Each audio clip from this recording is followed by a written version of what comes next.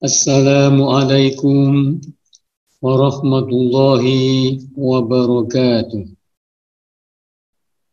Alhamdulillah, alhamdulillahilladzi ja'al Qur'ana was sunnata masdarani asasani di ahkamil Islam. Asyhadu an la ilaha illallah wahdahu la syarikalah al-malikul alam wa asyhadu anna Muhammadan abduhu wa rasuluh al-mab'utsu ila sa'il insi wal jan. Allahumma fasalli wa sallim wa barik ala sayyidina wa maulana wa habibina wa syafi'ina Muhammad al-ja'i bidinil Islam wa ala alihi wa ashabihi alladhina una ila daris salam. Amma ba'd. Al-Fatihah. A'udzu billahi minasy syaithanir rajim. Bismillahirrahmanirrahim. Alhamdulillahi rabbil alamin. Ar-Rahmanir Rahim. Maliki yaumiddin. Iyyaka na'budu wa iyyaka nasta'in. Ihdinas siratal mustaqim. Siratal ladzina an'amta 'alaihim ghairil maghdubi 'alaihim waladdallin. Rabb'ighfir lana wa liwalidayna wa li jami'il muslimina wal muslimati amin. Allahumma salli wa sallim wa barik alaihi.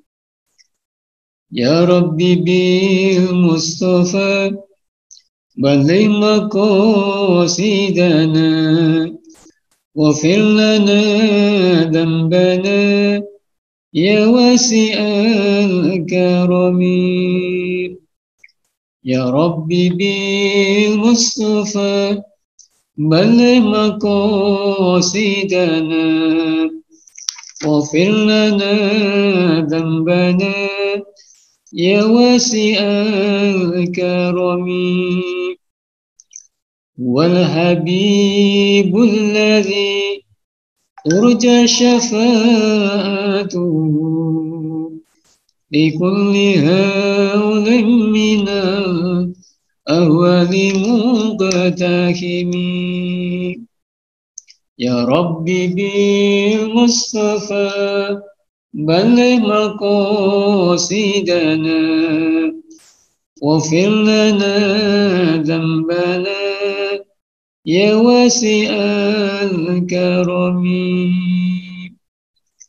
Maulaya salli wa sallim daiman abada ala habibika khairil khalqi kullihim.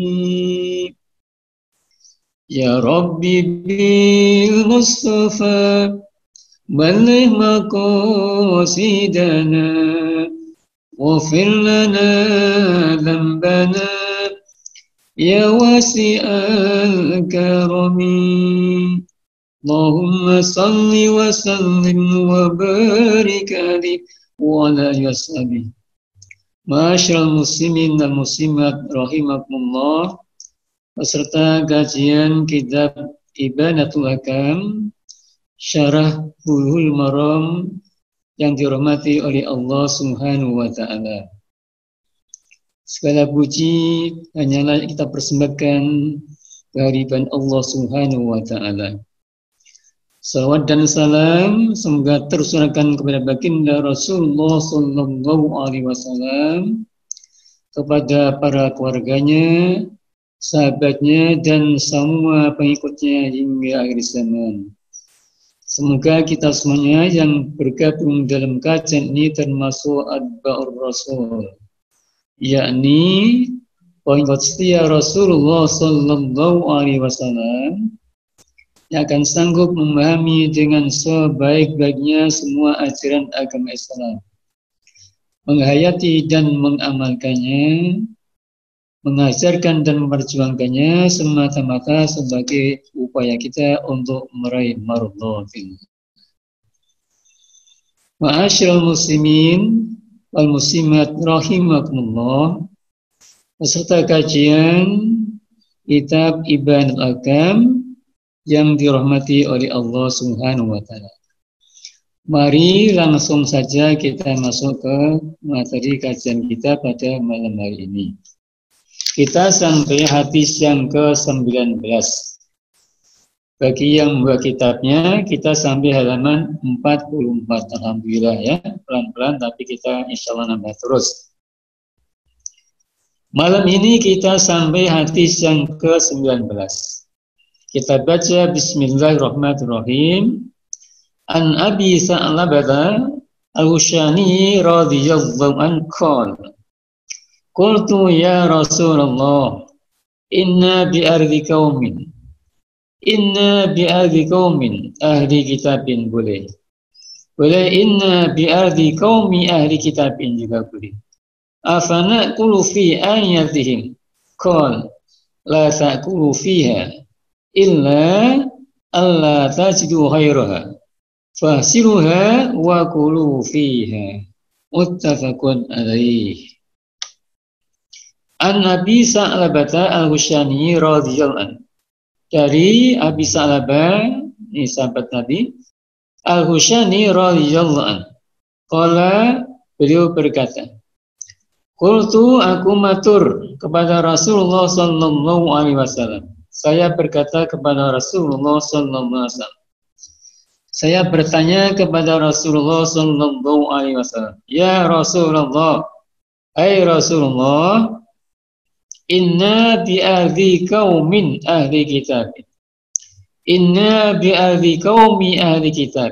Sesungguhnya kami ini berada di wilayah ya, di daerah yang di sana banyak ahli kitabnya. Kami ini Rasulullah tempat tinggalnya berada di kalangan ahlu kitab, kalangan kaum ahlu kitab. Siapa ahlu kitab di sini? Yaitu al-Yahud dan Nasr, Yahudi dan Nasrani.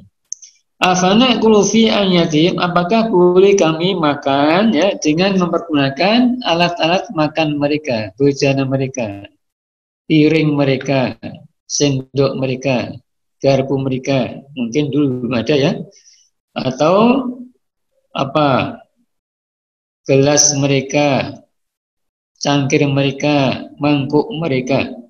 Jadi bertanya kepada Rasul, kami ini Rasul berada di tengah-tengah kaum yang kebetulan mereka itu ahlu kitab, Yahudi Nasrani. Jadi ini berada di kelompok ya, minoritas ya. Biasanya kita kan berada di tengah-tengah masyarakat muslim, enggak kita ini yang mayoritas. Ini tidak. Mereka berada di tengah-tengah kaum Yahudi dan kaum Nasrani. Bertanya kepada Rasul, boleh enggak kami Rasul makan dengan mempergunakan alat-alat mereka, mungkin piringnya, mungkin mangkuknya, mungkin cangkirnya, mungkin apa, baskomnya, mungkin apa, gelasnya dan lain-lain. Pokoknya alat-alat rumah tangga yang biasa dipakai untuk makan minum ya. Qala, Rasul menjawab, la ta'kulu fiha, kamu jangan makan dengan mempergunakan alat-alat rumah tangga mereka. Illa alla tajidu ghairuha, kecuali kamu tidak menemukan selain itu. Jadi Rasul mengatakan kamu jangan makan dengan mempergunakan alat-alat rumah tangga mereka. Kecuali ada catatan, kecuali kamu tidak menemukannya. Artinya darurat, ya kan? Enggak ada yang lain, yang ada cuma itu, artinya milik mereka yang Yahudi, Nasrani, atau kita bagaimana? Fasiluha, maka cucilah alat-alat itu, kata Rasul. Maka cucilah alat-alat itu. Suruh nyuci. Di situ bagaimana? Wa kulu fiha, dan hendaklah kamu makan dengan menggunakan apa? Menggunakan alat-alat tersebut. Jadi ini ada pertanyaan ya dari sahabat Abi Sa'lab Al-Husaini ya, yang kebetulan mereka berada di tengah-tengah Yahudi dan Nasrani ya, di tengah-tengah komunitas Yahudi dan Nasrani Alkitab ya kan. Dan bertanya bagaimana boleh nggak kami makan dengan mempergunakan alat-alat makan mereka? Maka Rasul menjawab, la ta'kulu fiha. Kamu jangan makan dengan mempergunakan alat-alat itu. Kecuali kamu tidak menemukan yang lain. Artinya dalam kondisi darurat. Maka bagaimana? Fasiluha. Ya, kamu cuci dulu, kemudian kamu boleh makan di situ. Ini pertanyaan pertama, larangan ini nahi tahrim atau nahi tanzih? Nah, itu ada an-nahyu tanzih, ada nahyu tahrim. Larangan yang yadullu ala tahrim haram, ada nahi yadullu ala karoha makruh, makruh biasa. Makruh tanzih artinya makruh alladzi la yaqtadi tahrim. Dalam hadis ini ya, oleh pensyarah ini dikatakan nahinya itu nahi untuk makruh bukan haram. Jadi kalau kita berada di tempat ya, di mana saja ya, mungkin di warung, di restoran ya kan, yang kebetulan kita sulit apa namanya menemukan kan warung atau restoran yang milik muslim ya, maka berdasarkan hadis ini diperbolehkan juga kita apa jajan di situ ya, jajan di situ ya, kemudian makan di situ dengan apa mempergunakan alat-alat makan mereka ya. Dan ini ada ayatnya, wa tu'amuhum hillul lahum ya kan, wa tu'amukum hillul lahum wa tu'amukum hillul lahum ya. Jadi kita diperbolehkan ya, wal muhsanatu ya, wal muhsanatu ya,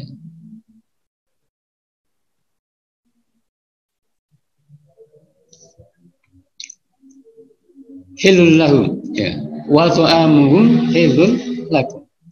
Jadi wanita-wanita ahlu kitab ya, yang muhsanat, yang baik-baik, kalau kita ikuti ayat zahirnya lahirnya, maka diperbolehkan bagi muslim menikahinya.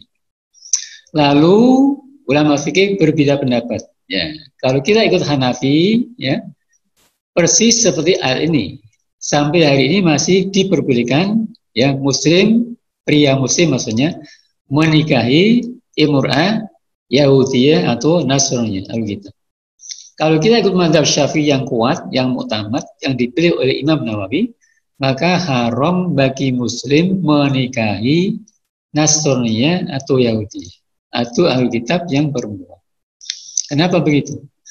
Karena di sana ada ucapan min qablikum wal musanatu min qablikum hillul lakum ya. Jadi min qablikum artinya sebelum terjadi perubahan kitab suci, yang masih asli Yahudinya, masih asli Nasraninya ya.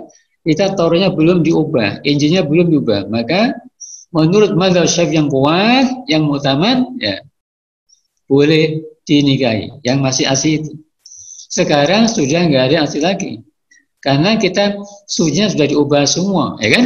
Ya, Tauratnya sudah diubah, perjanjian lamanya Taurat sudah diubah, Injilnya perjanjian baru juga sudah diubah. Maka bagaimana? Yang utama dalam mazhab Syafi'i, pria muslim haram menikahi perempuan Yahudi atau Nasrani. Nah, ini tolong dipahami. Kalau kita ikut Hanafi, ya masih boleh seperti lahirnya ayat tadi yang kan boleh. Nah, makanannya gimana? Makanannya waktu amhum hilul lakum. Ya, makanan mereka itu halal kita makan. Berarti sejalan dengan ini hadis ini kan? Ya, ini kan hanya nahi, tidak haram kan? Artinya kita boleh mempunyai alat-alat apa? Alat-alat makan mereka. Makannya gimana? Makanannya di hadis ini tidak diterangkan, tapi dijelaskan oleh ayat tadi, wa ta'amuhum hilul lakum.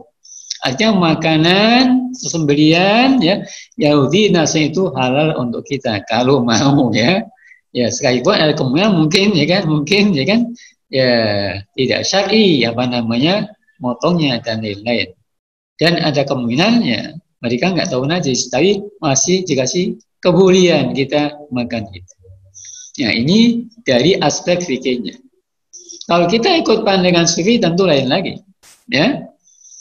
Kalau kita ikut pandangan sufi tentu ya kita hindarkan, ya karena yang syubhat pun dihindarkan, apalagi yang kelihatannya dekat ke haram kita hindarkan. Bukan yang halal dihindarkan, sufi itu yang halal pun dihindarkan. Ya makan sangat terbatas. Ya. Hati-hati yang halal. Yang syubhat ditinggalkan, yang haram sangat dijauhi, ya kan? Nah, jadi agak beda ya. Artinya kalau peserta kajian ini menjadi sufi, ya bagus kan? Ya makanya yang halal saja, yang bersih betul, murni betul, itu pun ya dipilih-pilih, masih dipilih-pilih, ya kan? Iya. Apalagi sekarang ini kalau jajan di restoran, nah itu agak riskan ya. Karena kan apa? Pemotongannya dikhawatirkan tidak syar'i. Mungkin ayam, mungkin kambing, mungkin sapi, bahannya kan daging. Ya, tapi kan pemotongannya ya ini apa? Bisa dipertanyakan. Ya, syar'i enggak syar'i tetap haram juga kan? Ya. Makanya ada apa? Sertifikasi halal ya. Tapi kan belum semuanya kan? Belum semuanya kan? Masih banyak yang belum. Nah, dengan demikian hal ini harus mendorong kita bagaimana harus hati-hati ketika kita makan di mana saja. Makanya ketika jajan di warung dia harus hati-hati, ekstra hati-hati. Karena sekarang ini kan ya banyak bersinggungan dengan yang namanya najis atau haram makanan kita itu tanpa kita ketahui kan. Apalagi restoran yang penting enak makanannya kan, laku laris ya kan, tidak peduli najis atau haram. Nah, itu yang bisa dipahami dari hadis tadi ya. Jadi ketika terjadi setelah itu maka ya kita mudah juga. Tadi diperbolehkan oleh hadis ya kita makan itu sekitar makruh kan. Kalau hati-hati ya cuci dulu baru makan. Nanti hadis lain mengatakan ya sebelum makan baca Bismillahirrahmanirrahim. Kita kan masuk restoran nih, masuk apa namanya warung gede ini kan, ya mau makan mungkin rendang, ya kan, mungkin apa sate, mungkin apa itu kan, bahannya mesti sembelih kan, nah, sate kambing, sate sapi kan, atau rendang atau apa namanya atau gulai kan, disembelih kan.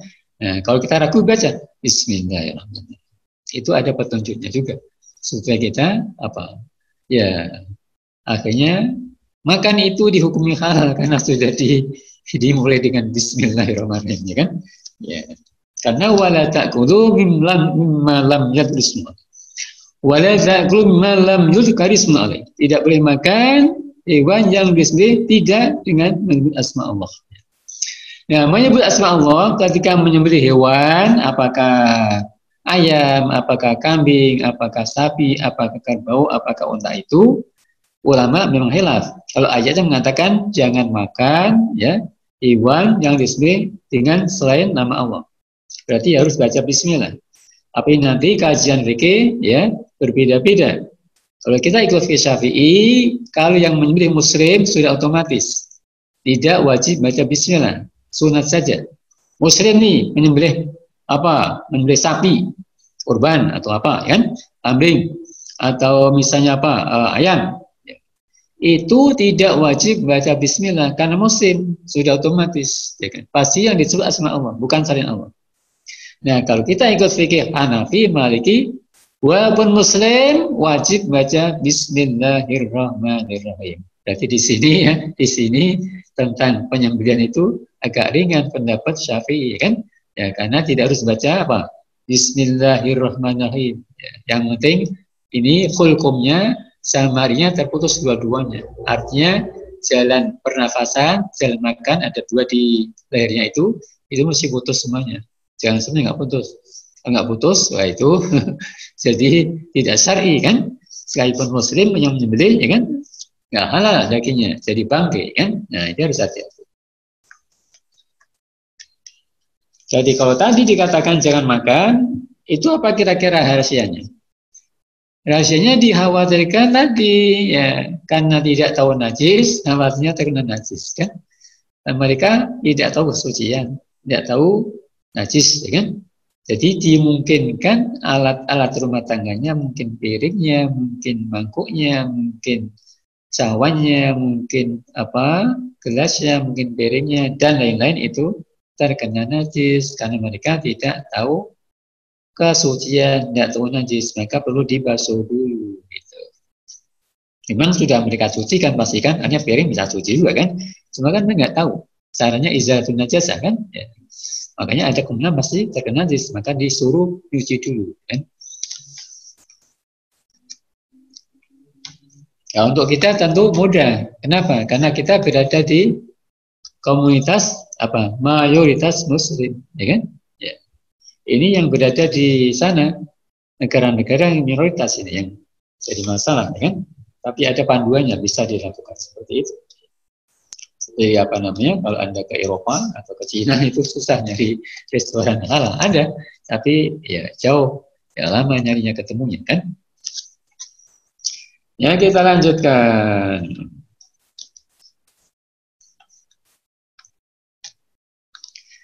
Jadi dari hadis tadi kesimpulannya dibenarkan kita mempergunakan alat-alat rumah tangga Yahudi Nasrani kan, tapi sebaiknya itu kita tinggalkan. Dan kalau kita pakai sebaiknya dicuci dulu karena larangannya bukan larangan haram, cuma larangan nahi saja, makruh saja.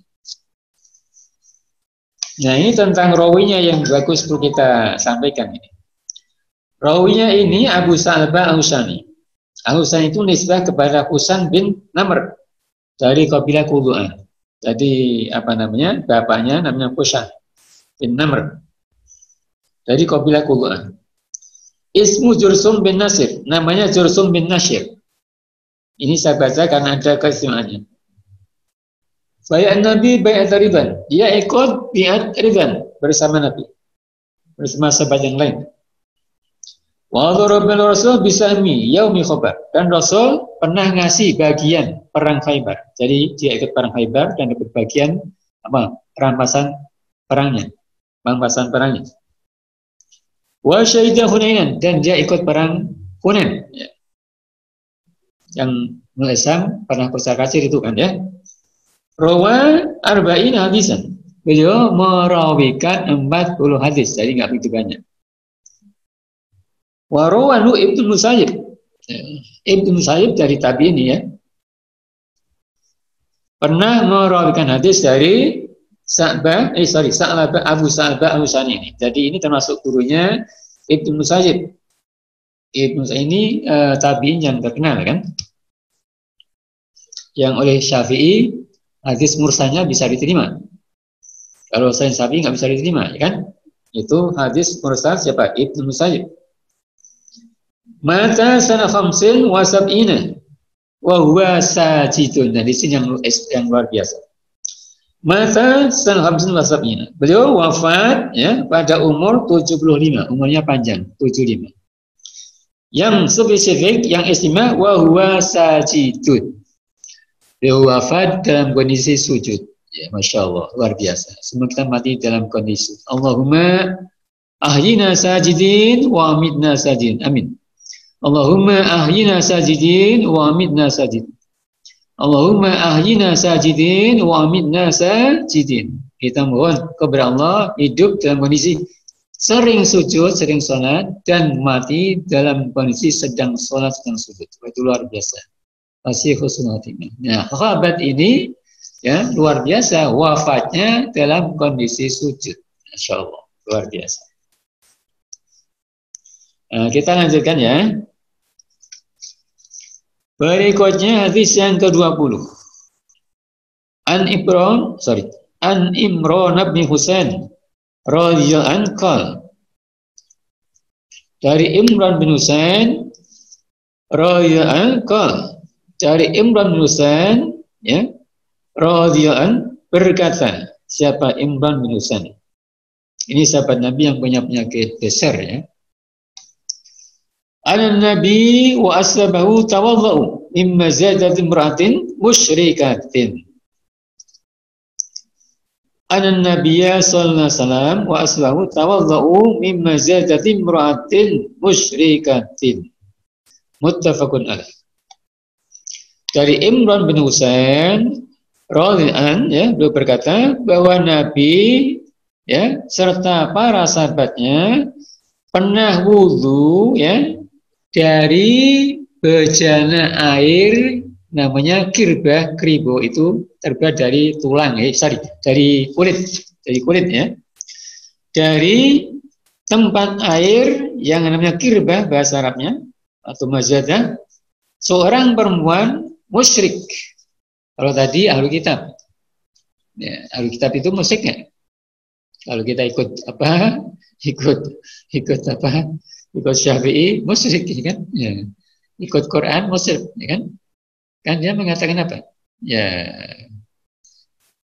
Kalau Nasrani Tuhannya 3, ya kan? Ya, Allah, Ruhul Qudus, ya kan? Isa Ibnullah, ya kan?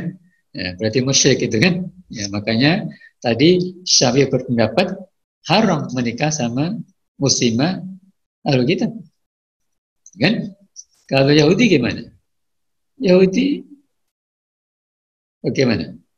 Uzair itu anak Allah, ya kan? Ya, Yahudi punya akidah bahwa Nabi Uzair itu anaknya Allah. Nah, musyrik juga berarti kan?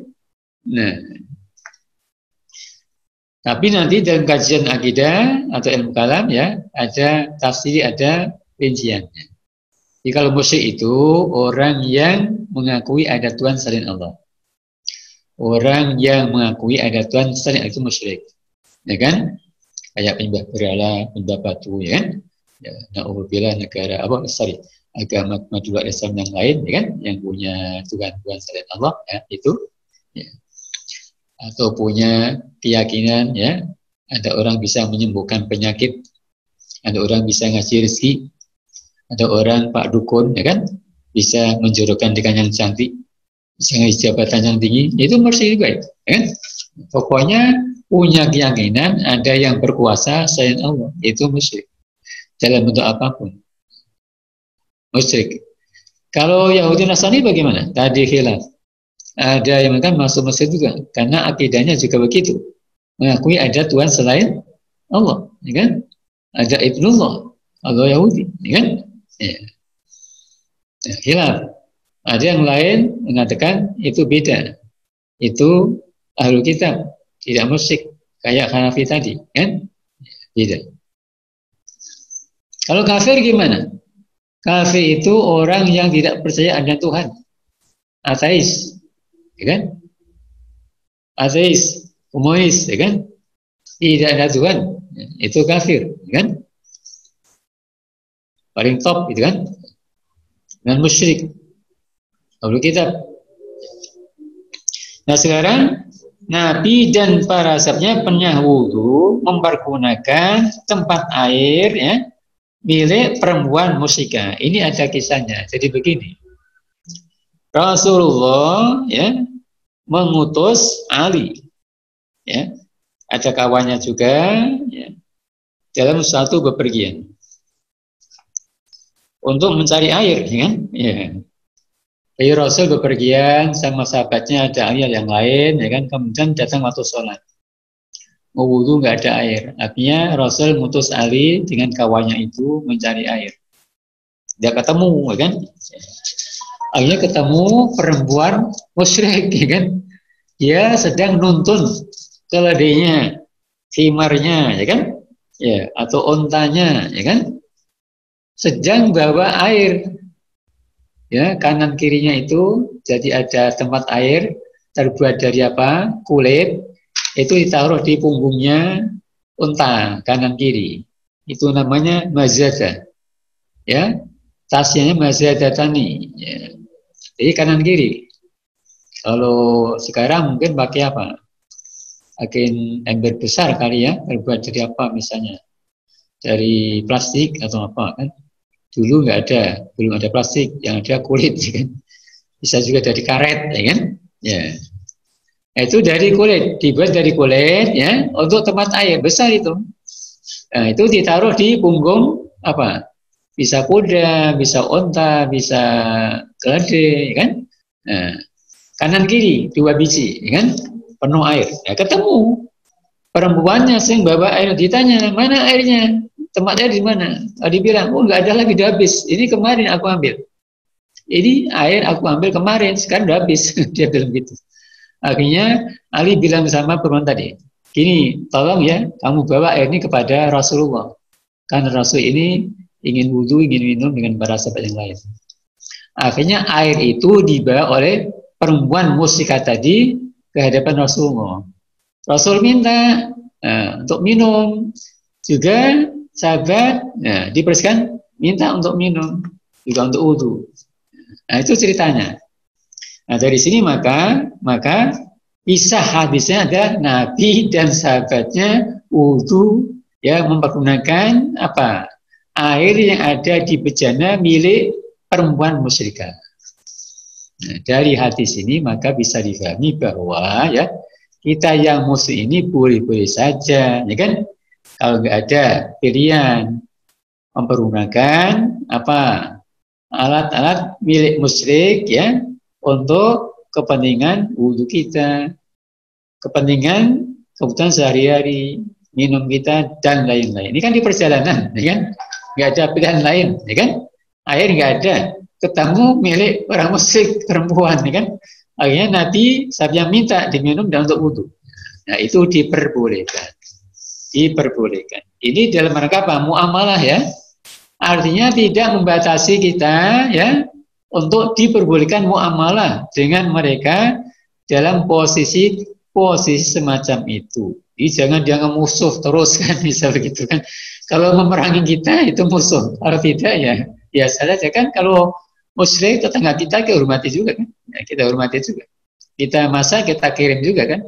Mereka masak dikirim ya makan saja dengan baca bismillah kan, kira-kira begitu ya kan. Ya, jadi ini dalam rangka apa? Tasamuhan fil muamalah. Ya, maka dibenarkan seperti itu. Padahal ini terkait dengan ibadah, sarana ibadah karena wudhu kan, tapi diperbolehkan juga. Jadi ini mengajarkan kita bahwa dalam muamalah ya terhadap non muslim itu kita harus seperti itu. Jangan kaku ya, mesti fleksibel kan. Kita hormati biasa ya kan. Ya, kita baikin ya kan. Ya, kadang-kadang kita minta tolong juga atau mereka minta tolong kita ya kita layani. Jadi jangan bermusuhan ya.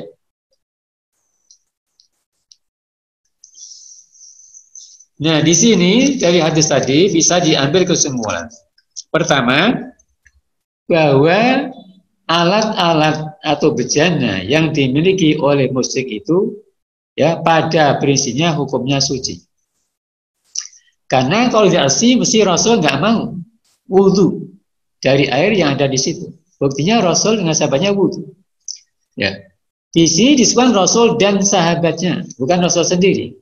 Artinya ada apa? Ada faedah, ada hikmah Rasul mengajarkan juga kepada sahabatnya bahwa itu boleh, bukan khususnya bagi Rasul sendiri.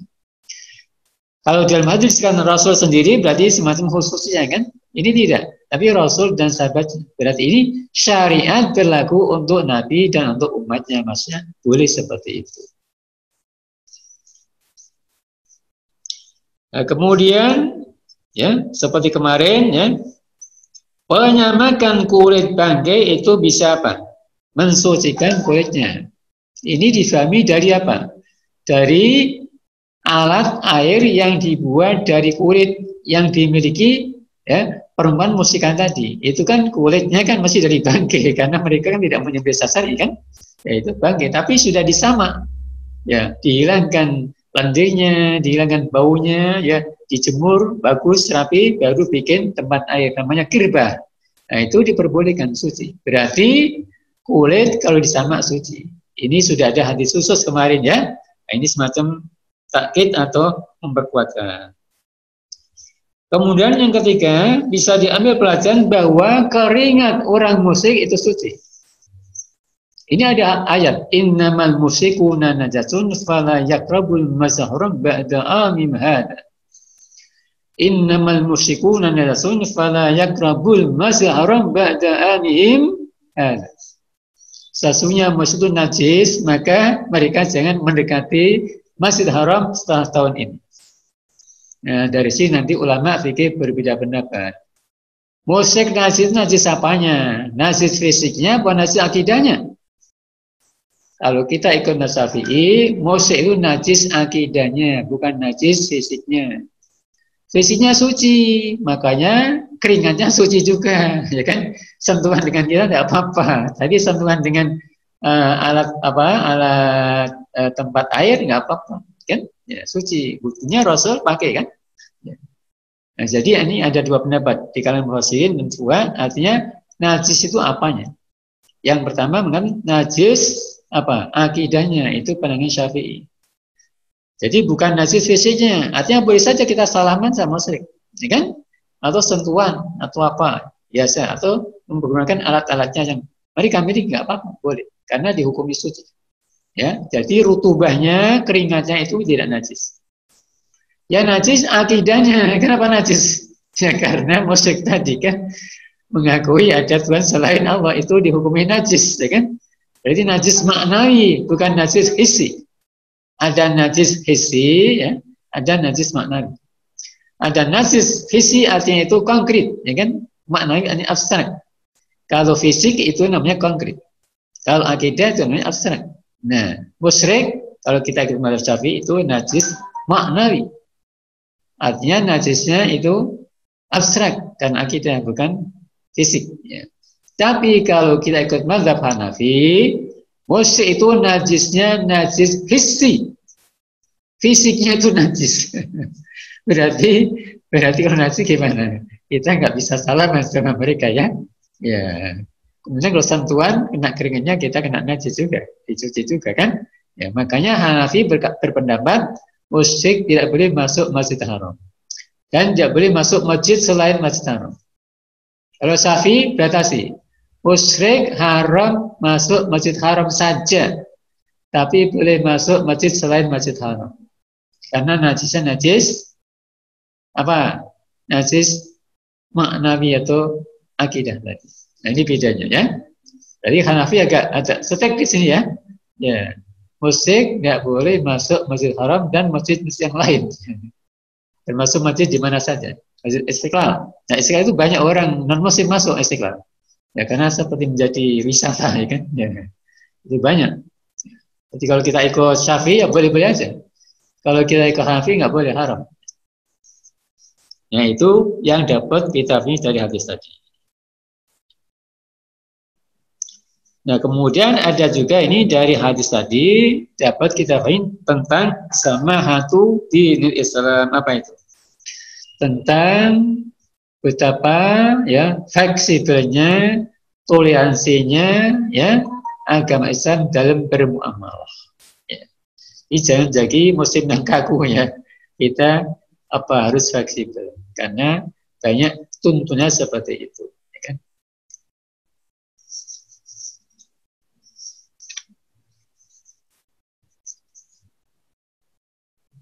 Nah kalau Imran bin Husain ini ya, ini termasuk ulama sahabat yang terkenal. Itu termasuk sahabat yang tidak mau ikut campur tentang fitnah. Ya kan ada fitnah kan ketika Utsman sampai sejak Utsman, Ali dan seterusnya itu kan banyak terjadi fitnah. Nah, sahabat ini Imran bin Husain termasuk yang selalu menghindar dari kasus-kasus fitnah semacam. Tidak mengikut campur, ya kan? Ya, jadi menjauhkan politik, katakanlah begitu, ya kan? Ya, tidak terseret politik.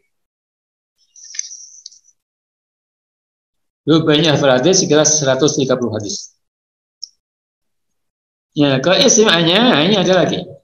Keistimewaan Imran bin Husain itu bagaimana? Wa kanatil malaikatu tusallimu alaihi. Malaikat suka bersalam kepada siapa? Kepada Imran bin Husain. Imran bin Husain ini ya punya penyakit geser gitu kan. Ya, jadi punya keistimewaan apa? Selalu disalami oleh malaikat, Masya Allah, luar biasa. Berarti termasuk sahabat yang luar biasa ini kan.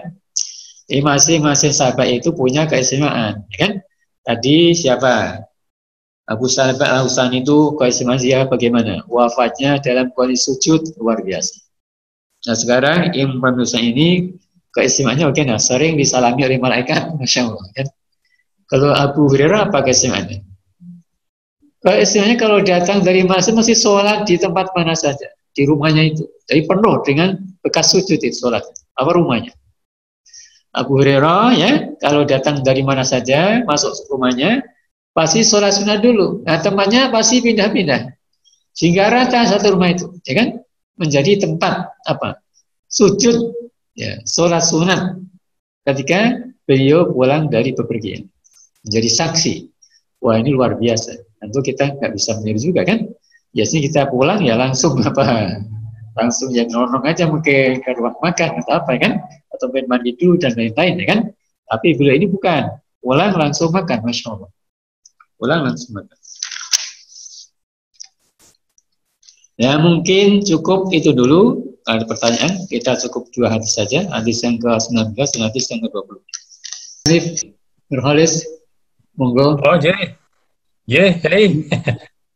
Sehat ya? Alhamdulillah, sehat ya. Alhamdulillah. Ya. Oke, Mas. Ya.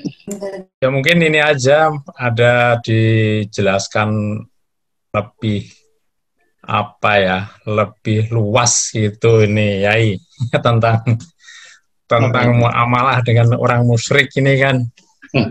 Seringkali ini pendapat kita itu lebih mencari yang sempit-sempit gitu loh. Sehingga apa ya, nuansa akhir-akhir ini tidak menciptakan satu ukhuwah baik Islamiyah maupun Basyariyah maupun Watoniyah itu ya ini itu perlu elaborasi dan contoh-contoh yang lebih luas gitu ya. Mungkin tadi kan baru disampaikan mazhab Syafi'i sama Hanafi lah. Untuk yang Maliki dan Hambali itu seperti apa nih pendapatnya ini? Turun. Jadi kalau Hanafi tadi kan beda dengan Syafi'i ya, tentang tentang apa tadi? Tentang pengertian musik tadi ya. Najisnya musik ya. Najisnya orang musyrik. Maliki sama dengan Hanafi.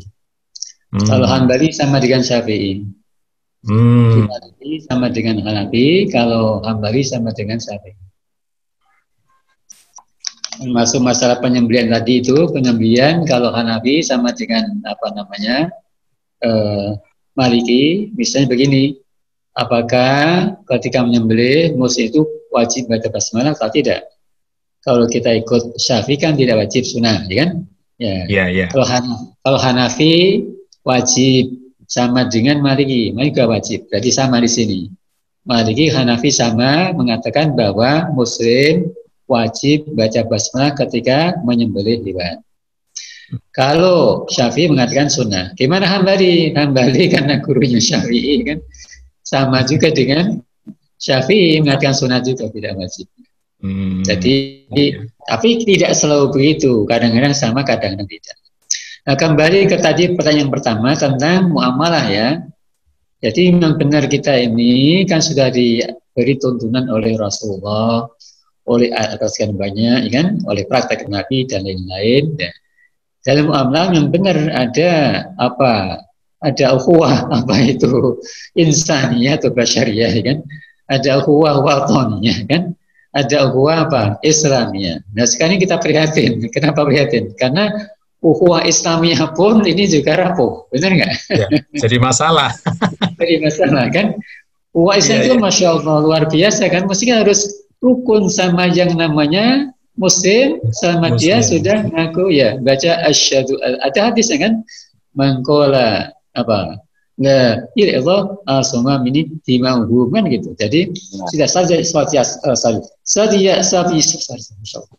siapa saja yang baca asyhadu alla ilaha illallah Muslim itu harus dijaga darahnya, penghormatannya, hartanya, dan lain-lain. Artinya itu saudara kita yang harus kita baik-baiki terus ya. Selama namanya muslim. Ini kan tidak, karena bendera beda, mazhab beda, ya kan? Bikinnya Ya, beda, ya, akhirnya tidak rukun enggak. Ormasnya beda, ya bendera politik ya. beda, ya kan? Mazhab beda, akhirnya tidak rukun. Padahal tidak harus begitu, ya kan? Selama yang nama muslim kunu ibadallahi ikhwana, harus menjadi saudara kita, ya kan? Ya, wajib kita hormati, kita muliakan, tidak boleh ganggu, tidak boleh difitnah, ya kan? Darahnya haram dialirkan, ya kan? Haram dicubit, haram disakit. Selama muslim, ini begitu Ya. luas, ya kan? Tapi kita sayang karena itu tadi kan, kadang-kadang hanya karena beda tadi, beda mazhab, sudah nggak rukun, ya kan? Beda partai tidak rukun. Beda Hmm. ormas tidak rukun, ya kan?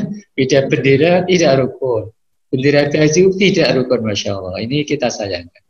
Jadi harus kembali ke ajaran Islam yang dasar bahwa selama yang non muslim mesti itu adalah saudara kita. Innamal mu'minuna ikhwah, gitu kan? Ya wa kunu ibadul ikhwana. Itu yang muslim. Nah, kepada yang sesama manusia gimana? Ada tadi disebut oleh Profesor apa? Sorry, muawal apa? Apa tadi? Muasar apa? Ukhuwah basariyah Ukhuwah dan basariyah ya. ya, Ukhuwah basariyah. basariyah, ukhuwah insaniyah kan? Ya, Selama insaniyah. yang namanya manusia itu wajib kita hormati, kita muliakan. Karena hewan saja wajib kita muliakan, kita hormati. Tidak boleh sakit, ya enggak? Hewan saja kita itu nggak boleh menyakiti, nggak boleh menghina, nggak boleh mengolok-olok, mengejek hewan ini, ya kan? Bagi manusia, nah ini manusia ya, apapun agamanya, apapun alirannya, apapun golongannya, wajib kita muliakan, kita hormati, nggak boleh kita sakiti, nggak boleh kita ejek-ejek, ya kan? Kita cemooh, kita katakan sebagai kampret, misalkan sebagai apa? Oh nggak boleh, ya kan? Ya ini masya Allah kan, ya sudah macam-macam kan, ya itu apa namanya ukhuwah insaniyah basyariah. Jadi global itu mendunia kan, jadi bangsa manapun di barat, di timur, selatan, ya kan, utara harus seperti itu. Harus kita perlakukan dengan baik, ya. Kita hormati, dan kita tolong kalau perlu pertolongan. Nah ini kita kan tidak kan. Kemudian tadi ukhuwah apa? Watonia, ya kan? Ini yang sebangsa setanah kan? Ya, itu juga, ya kan? Nah, kita ini kan masya Allah agamanya sama, negaranya sama, ya kan? Apalagi bahasanya sama, bangsanya sama, apanya sama, banyak sama, tapi itu nggak rukun. Jadi negara itu juga menjadi ikatan kita untuk apanya? Bisa merukunkan kita karena sama-sama satu bangsa, satu negara. Itu namanya ukhuwah apa? Ukhuwah watoniyah tadi kan. Nah, ini yang sering juga kita lupa, ya kan? Misalnya karena tadi juga beda mungkin ormasnya, beda bendera politiknya, beda sukunya kan. Padahal sama-sama orang Indonesia kan, tapi nggak rukun misalnya. Nah, itu jangan boleh terjadi. Jadi kalau kita kembali ke al-Islam, maka mesti kita wujudkan adanya ukhuwah Islamiyah, ukhuwah watoniyah, ukhuwah basariyah atau insaniyah. Bahkan ada ukhuwah hewaniyah kalau mau perlu kan. Ya. Artinya kita mesti berlaku baik kepada hewan, kepada tanaman, kepada tumbuhan, macam-macam alam ini. Harus kita perkan secara baik, jangan sampai kita rusak, kita rugi. Kalau kita rusak, yang rugi manusia sendiri. Artinya bukan saja diperintahkan baik kepada sesama manusia, tapi juga kepada semua makhluk Allah, baik berupa apa hewan atau yang tidak ada nyawanya seperti tumbuh-tumbuhan atau misalnya apa bebatuan dan lain sebagainya. Nah, kita kira begitu, Prof. Ya, matur nuwun, Kyai. Ya. Sama-sama, guys, sama-sama. Ya. Ada yang bertanya? Menyambung dari Profesor Haris tadi itu, Kiai, tadi disebut mengenai samahatud dinil Islam itu. Nah, akhir ini juga sering terjadi di antara saudara-saudara kita di dalam mengekspresikan nilai samahah itu kadang-kadang ya lintas tempat ibadah itu. Misalnya berdoa atau mungkin sekarang ini kan negara kita itu atau pemerintah kita menjamin ada FKB, di Forum Komunikasi Umat Beragama gitu kan ya. Itu kadang-kadang ada saking untuk menjamin samahah tadi itu ada doa bersama atau mungkin ada semacam ekspresi agama di tempat-tempat ibadah yang lain, katakan sholawatan atau mungkin di tempat ibadah yang lain, misalnya umat Islam ke gereja, atau mungkin nanti bisa juga nanti Nasrani ke masjid umpamanya gitu. Nah, itu gimana menyikapi itu, Kiai? Terima kasih. Ya, baik. Jadi samahatuddin Islam itu ya, tolong diperhatikan, samahatuddin Islam itu adalah dalam masalah muamalah, bukan dalam masalah akidah, bukan dalam masalah syariah, bukan dalam masalah akhlak. Ya, dalam masalah apa? Muamalah. Dalam masalah akidah mesti setir, ya kan? Kita masih harus tegas. Nggak bisa dicampur adukan karena lakum dinukum wali. Masalah syariah misalnya kayak berdoa tadi kan, itu kan masuk kategori syariah kan, mungkin juga masuk akidah juga ya kan. Tentu tidak dibenarkan muslim berdoa di gereja atau kebalikannya mereka berdoa di masjid. Nanti jadi kacau ya kan. Jadi sama itu dalam masalah muamalah, la fil akidah wala fil syariah wala fil akhlak. Ya, ini harus dibedakan, dipisahkan. Toleran itu dalam masalah apa? Muamalah. Itu perlu ada toleransi. Ya. Itu pun ada ukuran-ukurannya, kan? Ada batasan-batasan.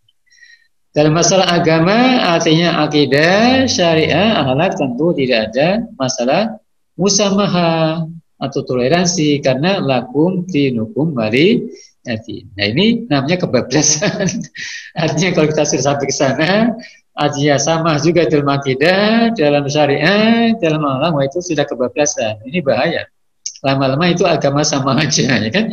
Ya, kira-kira seperti itu. Ditolong ini juga ditegaskan ketika ada pengajian-pengajian, ada khutbah, ya, tolong disinggung, jangan sampai masalah musamaha atau sama ini terjadi kebablasan. Akhirnya kelewat di luar akidah, ya. Di luar muamalah. Jadi hanya dalam masalah muamalah, tidak dalam masalah akidah, syariah dan akhlak. Ya, kira-kira seperti itu. Baik, mari kita akhiri membaca Fatihah. Kita berdoa kepada Allah, semoga kita masuk hamba yang mencintai ilmu, mencintai amal, mencintai perjuangan, dan dijadikan hamba yang istiqomah untuk terus ya berada di jalan yang lurus, jalan yang benar ya, yang diridhoi oleh Allah Subhanahu wa taala. Al-Fatihah. A'udzu billahi minasyaitonir rajim. Bismillahirrahmanirrahim. Alhamdulillahi rabbil alamin. Ar-Rahmanir Rahim. Maliki yaumiddin. Iyyaka na'budu wa iyyaka nasta'in. Ihdinas siratal mustaqim. Siratal ladzina an'amta 'alaihim ghairil maghdubi 'alaihim waladdallin. Ighfir lana ولوالدينا ولجميع المسلمين والمسلمات آمين. بسم الله الرحمن الرحيم. بسم الله الرحمن الرحيم. بسم الله الرحمن الرحيم. حمدا شاكرين، حمدا نائمين، حمدا حامدين، حمدا ذاكرين، حمدا حافظين، حمدا تالي القرآن آناء الليل وأطراف النهار. آمين. اللهم يا القرآن يا مسر الفرقان صل وسلم وبارك على سيدنا ومولانا حبيبنا وشفيعنا محمد من أوتي القرآن وعلى آله وأصحابه حملة القرآن. اللهم إنا نسأل فضلك يا ذا الجلال والإكرام. اللهم إنا نسأل فضلك يا ذا الجلال والإكرام. اللهم إنا نسأل فضلك يا ذا الجلال والإكرام أن يسر أمورنا في حاجاتنا وترسلنا نفاذا في البر حلالا واسعا نافعا طيبا مباركا حلالا واسعا نافعا طيبا مباركا ورزقا حلالا واسعا نافعا طيبا مباركا من غير تعب ولا مشقة ولا ضر ولا تبية برحمتك يا أرحم الراحمين. اللهم ارزقنا واهلنا اولادنا وذريتنا وتلاميذنا وكل بنا جميعنا والمسلمين والمسلمات الصلاة والفلاح والنجاة والسعادة والمؤونة والرحمة والبركة في كل أمورنا وأمورهم، خاصة الأمور ومهدين لسرى في رحمتك يا أرحم الراحمين. ربنا دونك كما أمرتنا فاستجب لنا دعاءنا، قد قلت في كتابك الكريم كنت الحق ادعوني أستجب لكم. ربنا آتنا في الدنيا حسنة وفي الآخرة حسنة وقنا عذاب النار وادخلنا الجنة مع الأبرار يا عزيز يا غفار يا أرحم الراحمين. أنا ربك رب العزة عما يصفون، سلام على المرسلين والحمد لله رب العالمين. Terima kasih, mohon maaf. Assalamualaikum warahmatullahi wabarakatuh.